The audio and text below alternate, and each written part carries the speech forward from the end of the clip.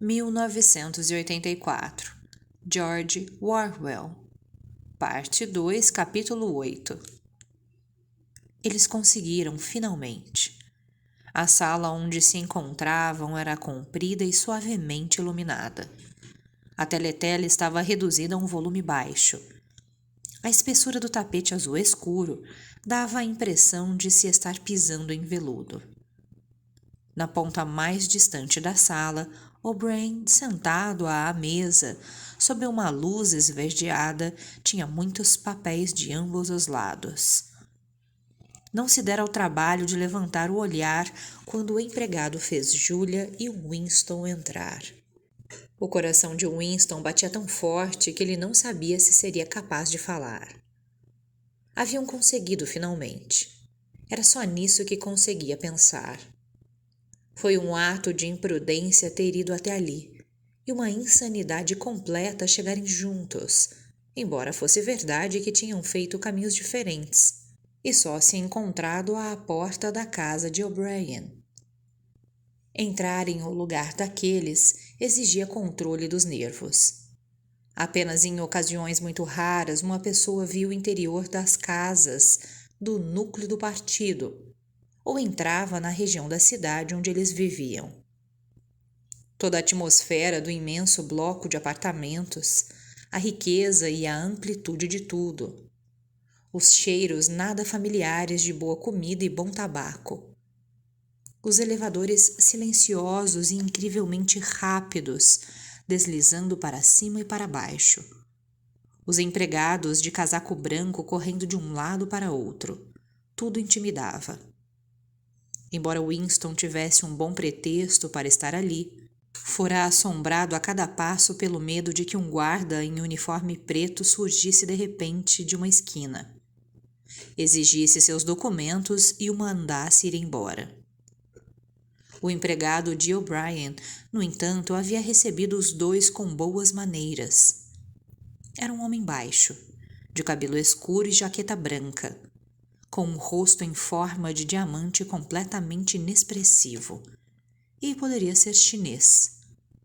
O corredor pelo qual os conduziu era delicadamente acarpetado, com papel de parede cor creme e lambris brancos, tudo rigorosamente limpo. Aquilo também intimidava. Winston não se lembrava de alguma vez ter visto um corredor cujas paredes não fossem gordurosas pelo contato com corpos humanos. O'Brien tinha um pedaço de papel entre os dedos e parecia analisá-lo criteriosamente. O rosto forte, curvado para baixo de modo que se via a linha do nariz, parecia ameaçador e inteligente. Por talvez 20 segundos, permaneceu sentado, sem se mover. Então puxou a fala-escreve para perto de si e ditou uma mensagem no jargão híbrido dos ministérios. Itens 1,5,7 aprovados totalmente. Ponto. Sugestão contida. Item 6, duplo mais ridículo. Quase pensamento crime. Cancelar. Ponto. Desprosseguir. Construção. Pré-obter. Mais estimativa sobrecarga maquinário. Ponto. Fim mensagem. Levantou-se pausadamente da cadeira e foi na direção deles, atravessando o tapete silencioso. Um pouco da atmosfera oficial pareceu ter se dissipado quando ele disse palavras em novo idioma, mas sua expressão estava mais sombria do que o normal, como se não estivesse satisfeito por ser perturbado. O terror que Winston já sentia foi subitamente atravessado por uma torrente de constrangimento. Pareceu-lhe bastante provável que simplesmente tivesse cometido um erro estúpido. Pois que evidência tinha de que O'Brien fosse realmente um conspirador político?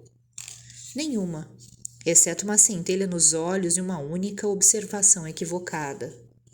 Para além disso, restavam apenas suas fabulações secretas, fundadas sobre um sonho. Ele nem poderia usar o pretexto de que tinha ido pegar emprestado o dicionário, porque nesse caso seria impossível explicar a presença de Julia. Enquanto O'Brien passava em frente à teletela, um pensamento pareceu-lhe ocorrer. Ele parou, virou de lado e pressionou um botão na parede. Ouviu-se um estalido agudo. A voz parou. Julia soltou um som baixo, uma interjeição de surpresa. Mesmo em meio a seu pânico, Winston ficou chocado demais para conseguir segurar a língua. Você pode desligar, exclamou. Sim, respondeu O'Brien. Nós podemos desligá-la. Temos esse privilégio. Ele se postou diante das visitas. Sua constituição sólida os assombrava e a expressão em seu rosto ainda era indecifrável. Aguardava com certa teimosia que Winston falasse. Mas sobre o quê? Era bastante provável que ele fosse apenas um homem ocupado questionando, irritado, por que fora interrompido. Ninguém falou. Depois que a teletela foi desligada, um silêncio mortal invadiu a sala. Os segundos passavam lentamente. Com dificuldade, Winston continuou a manter os olhos fixos nos de O'Brien. Depois, de repente, o rosto sombrio se desfez no que poderia ter sido o começo de um sorriso. Com um gesto característico, O'Brien ajeitou os óculos no nariz. Devo eu dizer ou você dirá? Eu direi, respondeu Winston prontamente. A tela está mesmo desligada? Sim, tudo está desligado, nós estamos sozinhos. Bem, viemos aqui porque... Fez uma pausa, dando-se conta pela primeira vez de que como seus motivos eram vagos. Como não sabia de fato que tipo de ajuda esperava de O'Brien, não era fácil dizer por que havia ido lá. Mesmo assim prosseguiu, ciente de que sua fala devia soar tanto débil quanto pretensiosa. Acreditamos que exista um tipo de conspiração, alguma organização secreta trabalhando contra o partido, na qual você esteja envolvido. Queremos nos juntar e trabalhar por ela. Somos inimigos do partido. Nós descremos dos princípios do Sorkin. Somos criminosos do pensamento e adúlteros. Estou lhe contando isso porque queremos nos colocar à sua disposição.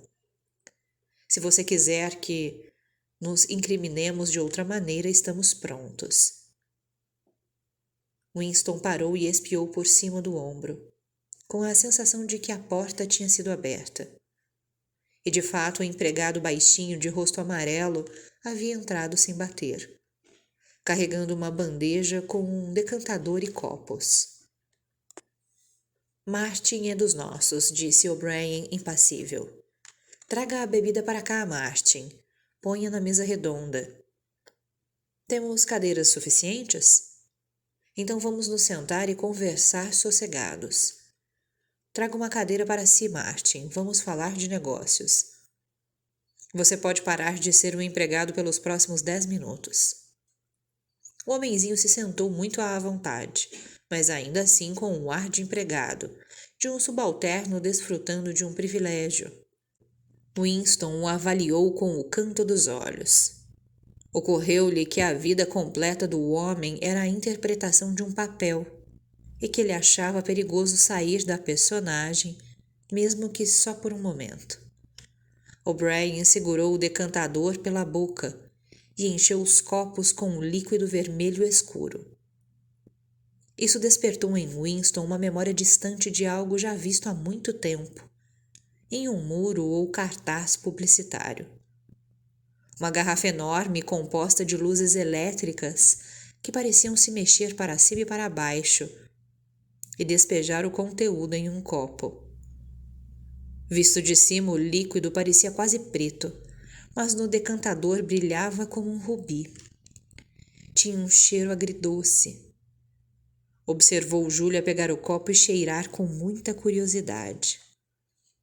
Chama-se vinho, disse O'Brien, com um sorriso pálido. Você leu a respeito em livros, sem dúvida. Temo que ele quase não chegue às margens do partido.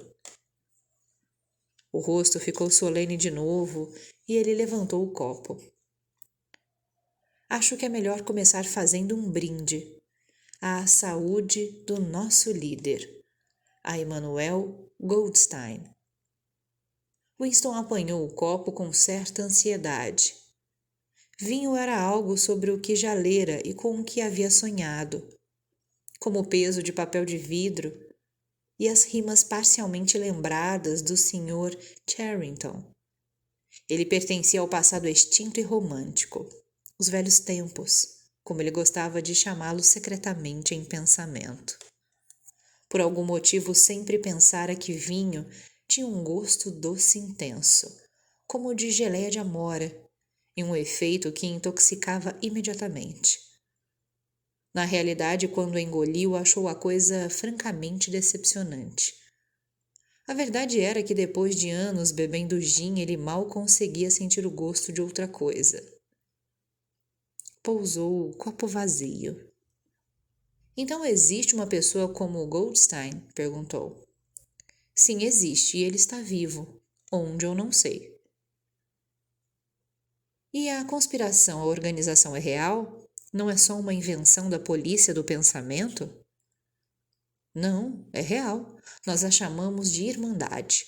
Você nunca saberá muito mais sobre ela além de sua existência e de que você pertence a ela. Voltarei a isso daqui a pouco. Consultou o relógio. Não é inteligente, mesmo para membros do núcleo do partido, desligar a teletela por mais que meia hora. Vocês não deveriam ter vindo juntos e terão de ir embora separadamente.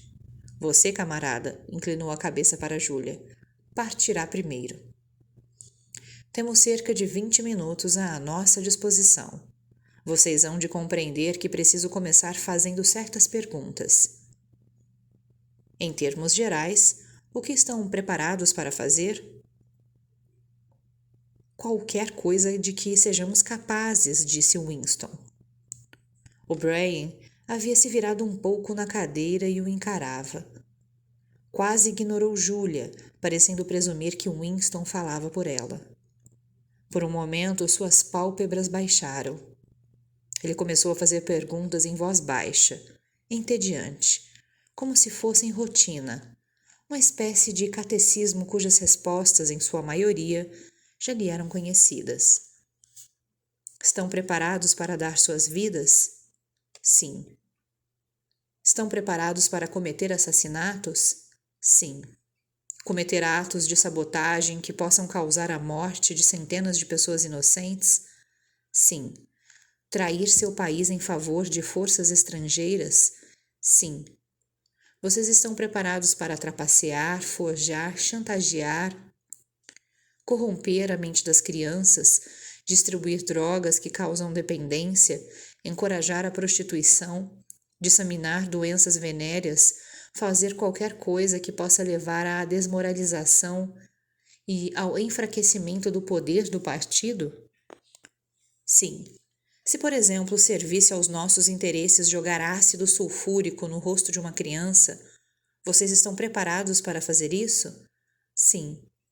Vocês estão preparados para perder a identidade e viver o resto da vida como garçons ou trabalhadores das docas? Sim. Vocês estão preparados para cometer suicídio se e quando nós assim ordenarmos? Sim.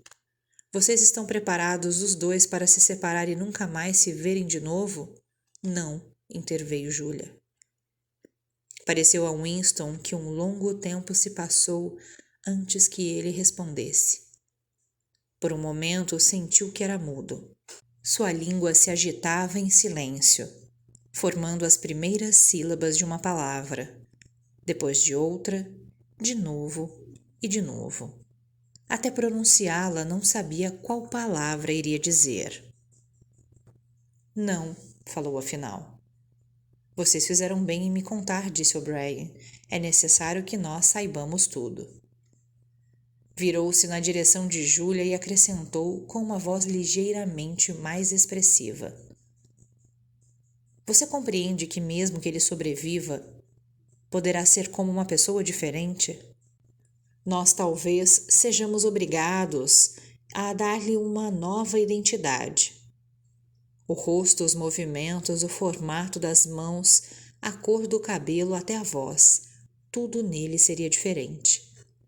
E você mesma talvez precise se tornar uma pessoa diferente. Nossos cirurgiões podem alterar uma pessoa para além de todo reconhecimento. Às vezes é necessário. Às vezes nós até amputamos um membro. Winston não pôde evitar outro olhar de soslaio para o rosto mongol de Martin. Não viu cicatrizes. Julia empalideceu um tom, de modo que as sardas estavam realçadas, mas encarou O'Brien corajosamente. Murmurou alguma coisa que parecia uma concordância. Bom, então está combinado. Havia uma caixa de prata com cigarros em cima da mesa. Com um ar um tanto distraído, O'Brien a empurrou na direção dos outros. Pegou um para si, levantou-se e começou a andar lentamente a esmo, como se raciocinasse melhor estando de pé. Os cigarros eram muito bons, grossos e bem embalados. O papel de uma textura sedosa e incomum. O'Brien consultou o relógio de novo. É melhor você voltar à copa, Martin. Vou ligar a teletela em 15 minutos. Dê uma boa olhada no rosto desses camaradas antes de ir. Você vai vê-los de novo. Eu talvez não. Exatamente como tinham feito na porta de entrada, os olhos pretos do homenzinho cintilaram nos rostos deles. Não havia um só traço amigável em seus modos. Ele estava memorizando a aparência de ambos, mas não tinha interesse neles, ou não demonstrava ter. Ocorreu a Winston que um rosto sintético talvez fosse incapaz de mudar de expressão. Sem falar nenhum tipo de saudação, Martin saiu, fechando a porta silenciosamente atrás de si. O'Brien continuava a andar de um lado para outro, uma das mãos no bolso do macacão preto, a outra segurando o cigarro. Vocês compreendem, prosseguiu, que estarão lutando no escuro, sempre no escuro. Vocês receberão ordens e obedecerão sem saber por quê. Mais tarde eu lhes enviarei um livro, no qual aprenderão a verdadeira natureza da sociedade em que vivemos e a estratégia pela qual haveremos de destruí-la. Quando acabarem de ler, serão membros plenos da Irmandade. Mas, entre os objetivos gerais pelos quais estamos lutando e as tarefas imediatas do momento, vocês jamais saberão de nada. Eu lhes digo que a Irmandade existe, mas não posso contar se ela possui 100 membros ou 10 milhões. A partir de sua experiência pessoal, vocês nunca serão capazes de dizer se ela chega ao menos a 1 dúzia. Receberão 3 ou 4 contatos, renovados de tempos em tempos, conforme desaparecerem. Como este foi seu primeiro contato, será preservado. Quando vocês receberem ordens, elas partirão de mim. Se julgarmos necessário nos comunicar com vocês, será por meio do Martin. Quando forem pegos, irão confessar, isso é inevitável. Mas terão pouco a confessar além das próprias ações. Não terão como trair mais do que um punhado de pessoas sem importância. Provavelmente não trairão nem mesmo a mim. Pode ser que eu esteja morto ou tenha me tornado uma pessoa diferente, com um rosto diferente. Ele continuou a andar sobre o tapete macio. A despeito do corpo volumoso, havia uma graça notável em seus movimentos, que aparecia até mesmo no gesto de enfiar a mão no bolso ou manusear o cigarro. Mas até do que força, O'Brien transmitia uma impressão de confiança e de compreensão disfarçada de ironia. Por mais que falasse seriamente, não tinha nada da bitola mental de um fanático. Quando se referia a assassinato, suicídio, doença venérea, membros amputados e rostos alterados, era com um leve ar de galhofa. Isso é inevitável, sua voz parecia dizer. Isso é o que precisamos fazer sem recuo, mas não é o que faremos quando a vida valer a pena de novo. Uma onda de admiração, quase de adoração, fluiu de Winston em direção a O'Brien. No entanto, ele tinha esquecido a figura indistinta de Goldstein. Olhando para os ombros fortes de O'Brien e o rosto de traços francos, feio e ainda tão civilizado, era impossível acreditar que ele pudesse ser derrotado. Não havia estratagema na qual ele não pudesse se igualar, nenhum perigo que não pudesse antever. Até Júlia parecia impressionada. Ela deixara o cigarro queimar e estava escutando atentamente, conforme O'Brien prosseguia. Vocês devem ter ouvido rumores sobre a existência da Irmandade. Sem dúvida, formaram a própria imagem dela. Imaginaram provavelmente um mundo paralelo de conspiradores que se encontram secretamente em porões. Rabiscam mensagens nos muros, reconhecem um ao outro por palavras em código ou por movimentos especiais da mão. Nada do tipo existe. Os membros da Irmandade não têm meios de se reconhecer, e é impossível para um membro conhecer a identidade de mais do que alguns poucos.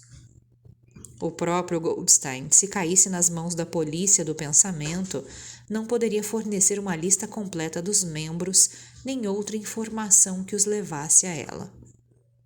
Tal lista não existe. A Irmandade não pode ser extinta porque não é uma organização no sentido comum. Nada a mantém unida exceto uma ideia, que é indestrutível. Vocês nunca terão nada que os apoie, exceto a ideia, e não receberão vantagens nem encorajamento.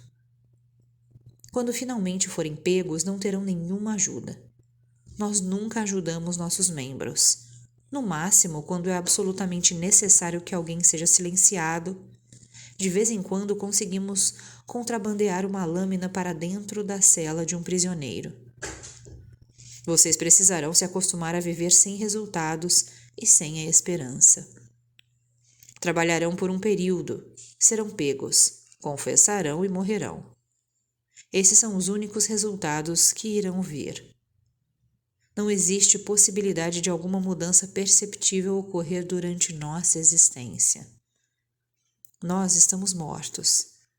Nossa única vida verdadeira está no futuro. Tomaremos parte dele como punhados de pós e lascas de osso. Mas a que distância esse futuro está, não se sabe. Podem ser 1000 anos. No presente nada é possível, exceto ampliar aos poucos a zona de sanidade. Não podemos agir de modo coletivo, apenas espalhar nosso conhecimento de indivíduo em indivíduo, geração após geração. Com a polícia do pensamento, não há outra maneira. Parou e consultou o relógio pela 3ª vez. Está quase na hora de você partir, camarada, disse para Júlia. Espere, aquele decantador ainda está cheio até a metade. Encheu os copos e ergueu o dele pela haste. A que brindaremos desta vez? Indagou, ainda com uma leve ironia. À confusão da polícia do pensamento? À morte do grande irmão? À humanidade? Ao futuro? Ao passado, disse Winston. O passado é mais importante, concordou O'Brien gravemente.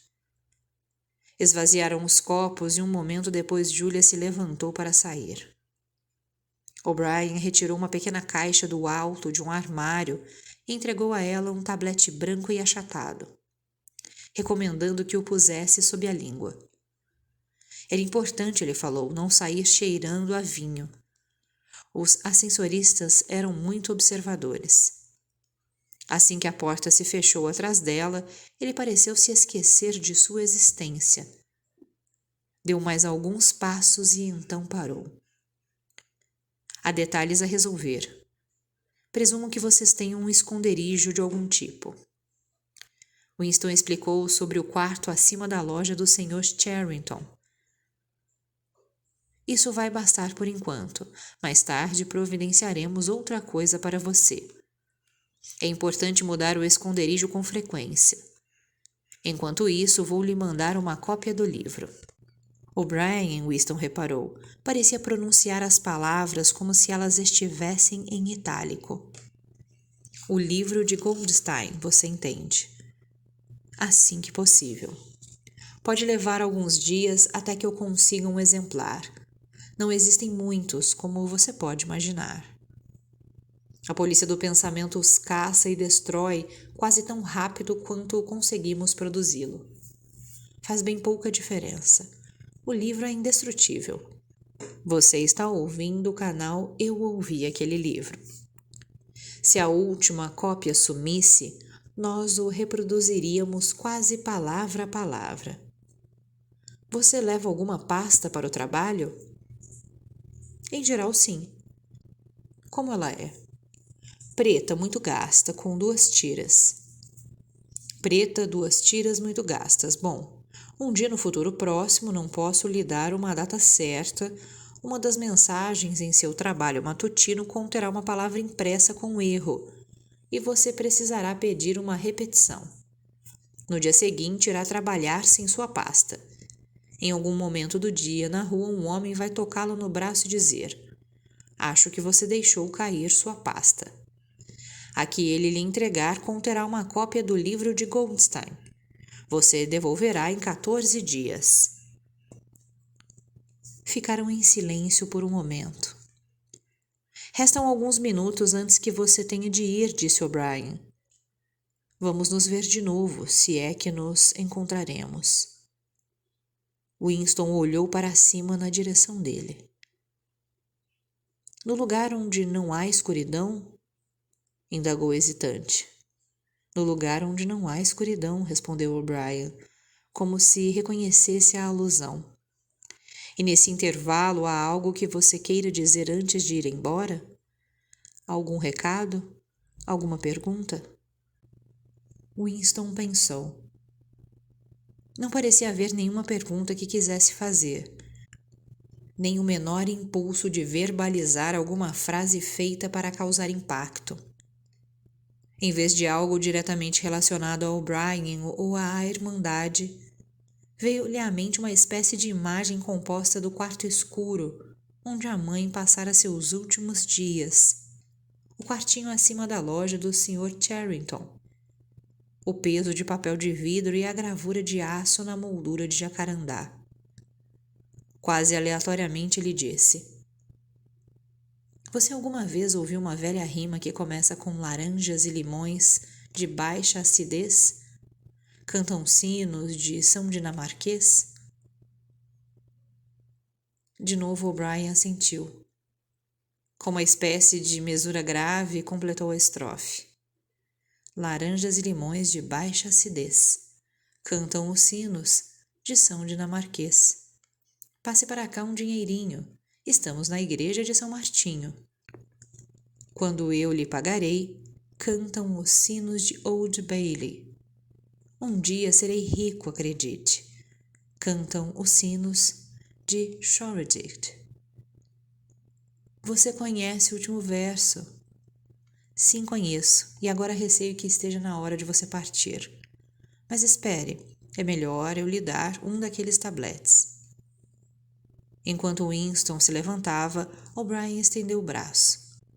O aperto forte esmagou os ossos da mão de Winston. À porta ele olhou para trás, mas O'Brien já parecia estar no processo de expulsá-lo da mente. Aguardava sua saída com a mão no interruptor que controlava a teletela. Além dele, Winston conseguia ver a escrivaninha com a luz esverdeada e a fala escreve e as lixeiras de arame transbordando de papéis. O episódio estava encerrado. Dali a 30 segundos ocorreu-lhe. O'Brien retomaria o importante trabalho em benefício do partido, interrompido momentaneamente. Você está ouvindo o canal Eu Ouvi Aquele Livro. Siga-nos no Instagram.